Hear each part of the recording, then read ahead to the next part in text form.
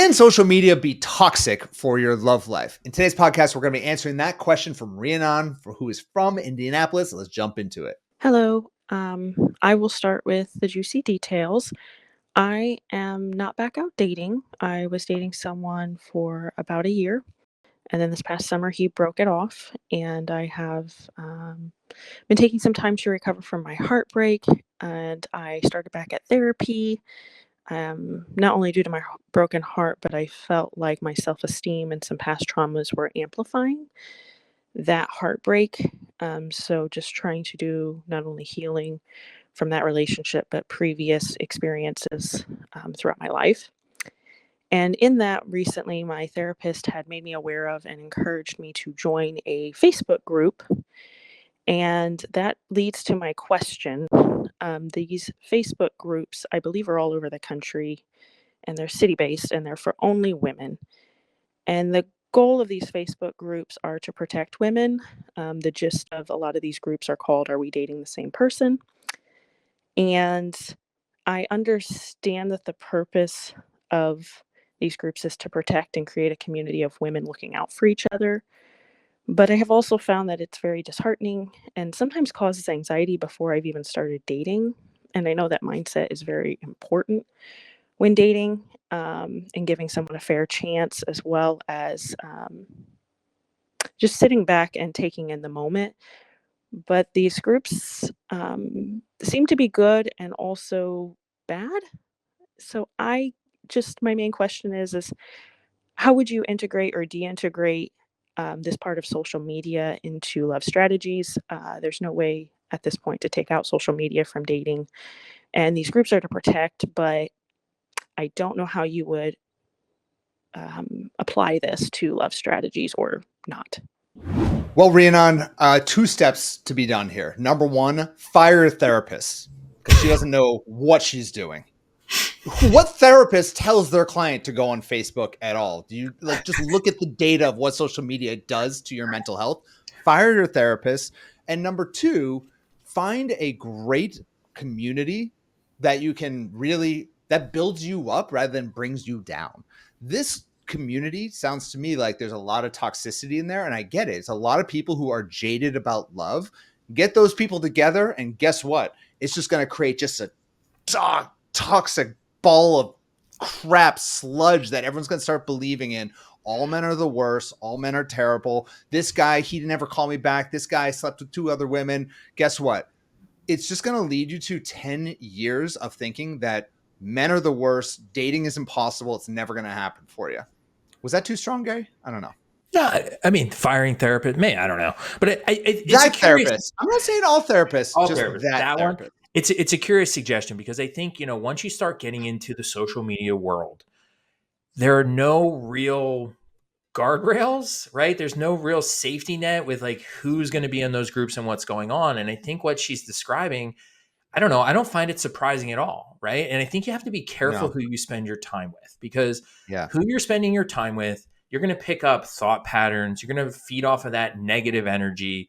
And if you keep spending time with people who have had bad experiences, it's going to seem like the whole world is full of bad experiences, right? It's like, if you're spending your time, like there was a period of time when my wife worked in hospice. And so hospice, I mean, that's tough stuff. And so you're dealing with a lot of like sad things. And it's like, when she was working in hospice, it just felt like a lot of people were dying. Right. And now that's not necessarily true, but it's just because that was part of your life for so many hours of the day. It just, you start seeing more of those things around you. Right. The thing is, you don't need this extra negativity. We are already built in with a negativity bias for evolutionary purposes to like focus on negative things. And so spending time with other people who are focusing on negative things, it kind of feels good in the moment because we can all be like, they're terrible. Guys are terrible. This is awful, awful, awful. And it's like a short-term little spike of pleasure that leads to a lot of long-term misery, I think. I agree. And I totally agree with what you said about feeling like everyone is dying around you. And the problem is with Facebook, which is why I'm so against your particular therapist, not all therapists, is that the Facebook algorithm is designed to just tell you everyone is dying, death, everything is wrong, men are the worst. Because I guarantee in that group, if a woman posts in the group says, I'm actually really enjoying dating, I haven't met my one yet, but I'm enjoying it, it's fun, guys are good, that is not going to get amplified versus the one that's like, I went on a date and it turns out that he was dating 3 other women at the same time. People are like, oh my God. And then that gets amplified. And so we need to be very, very cautious about where it is that we get our information and which communities in which we're engaging.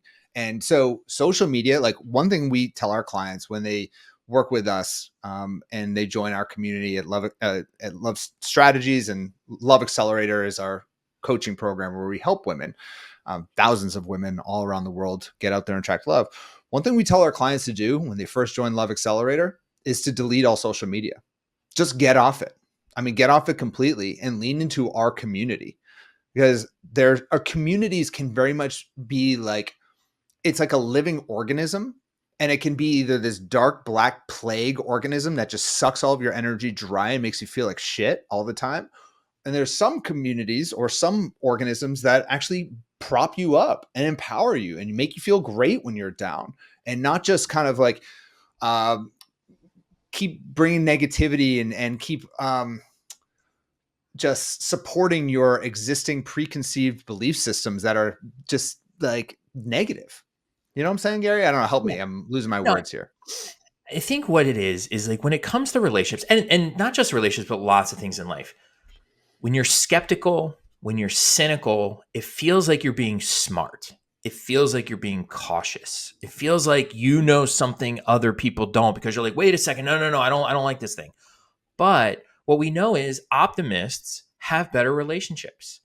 Optimism is part of being a good relationship partner. It's about seeing the good in people. And when you talk about empowerment, when you get around a bunch of other people who believe in empowerment and growth and improvement, that rising tide, it raises all ships. And like, what do you want to be part of your life? Do you want to be one of those people who is focusing on improvement, empowerment, and growth? Or do you want to be one of those people who's like, everything's burning, the world sucks, it's all going to end, like this is terrible? And it's something you say a lot. And it's a quote from somebody else, but like, you're the average of the people you spend your time with, right? Yeah. And so Good that's run. an important thing to think about. The one thing I would say about this particular group, about, are we dating the same person, and just, any groups in general, the tool you use is important in the sense that you have to use it at the right time, right? I don't want to get a whole metaphor about like, people have metaphors about screwdrivers and hammers and all that kind of stuff. Like, you got to use the right tool at the right time. Like, I think that's obvious. But like, when it comes to this, it's like, once you've been dating somebody for a long time, or a long enough time, and you're like, I wonder about him. Now go to that group about, are we dating the same person, and see maybe if there's something about this person on there. Maybe that is a good resource for that very, very specific problem. But on a day-to-day basis, to live in that kind of community where it's all centered around worst case scenarios, I don't know, that feels like doomsday prepping for relationships. And that just sounds horrible to me. Horrible. I mean, I hear you. Maybe search his name. Right. Maybe. But I want to tell you a quick story about this site. There was this app. It was called Lulu. And it was around in the 2000s, maybe 2000. No, because I had a girlfriend at the time. 2000, early 2010s. And what it would do is women could post reviews about men. And I had a girlfriend at the time. And my girlfriend went to the site. I wasn't aware of it. And I had one bad review. And the review was like, because there's no positive reviews. No one goes to a site to give a positive dating review. Like, I dated a lot of women 2000s, 2010s. Okay. Like, whatever, that's out there. All right. And one negative review. And she's like, what is this? I'm like, what is it? What the hell? And it was something like, Adam went on one date with me and I thought we had a really good connection. And then he told me that he wasn't really interested in anything and he's just the worst. It was like literally something like that. And my girlfriend at the time, who I'm not with anymore, was like, why do you have this review? I'm like, I don't know. Go talk to that crazy lady. Who's not?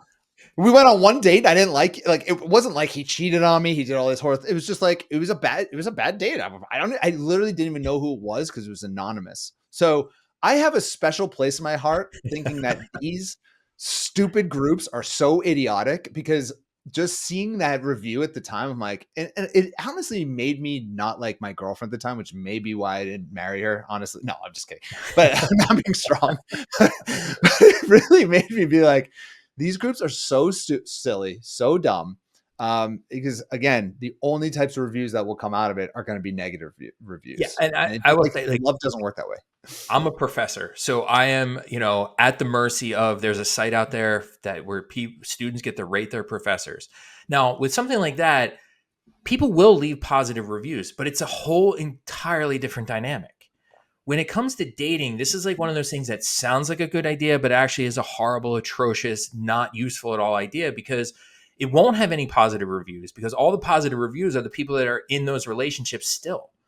Right. And if that relationship ended, you don't feel like, you know what, we ended that, it was great, but I'm going to give them a positive review just to help them out on that. Like no one does that. And so these sites are only going to be filled with a lot of rotten and negativity types of things. And every once in a while, when there's something positive, I feel like it's just going to be like a bunch of piranhas are like, are you sure? You just don't know yet. Like, you haven't found out the real problem yet. And that's a bad way to approach relationships, because so much about relationships based on trust. And I think if you have that perspective where it's like, you're constantly doubting everything all the time, like, yes, that, like I said before, that feels smart. It feels safe.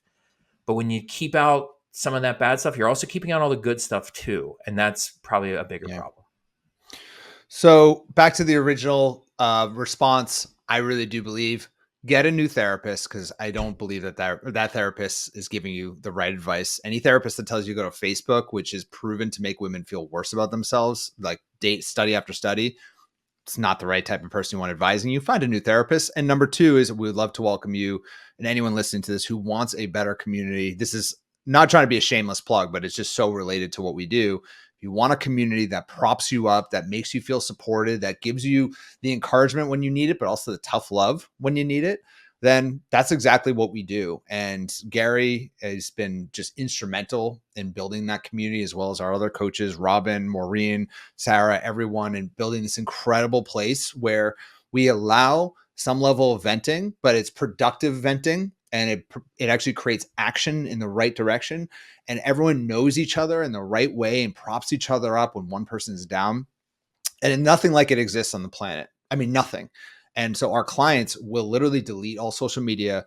And when they are just bored sitting on their phone, they just go into our community, read the responses, read someone going on an amazing date, read that someone's now in little love step 6 or 7. That means they're in an exclusive committed relationship. Read that someone just got married. And it just creates this very different environment than you'd ever get on something like Facebook. Yeah, much more optimistic. And, talk about helpful. It's that kind of help that you need with other people that are also learning high quality information. Because the other thing that's out there with these Facebook groups is a lot of like armchair psychologists using a lot of perhaps well-intentioned, but likely misinformed advice and tips and tricks and things. And it's like, relationships are too important to screw around with bad information. And so you want to make sure you're getting good information from the right people. And when you have other people who are also kind of in the same courses and things with you, now you're all kind of working from the same high quality information.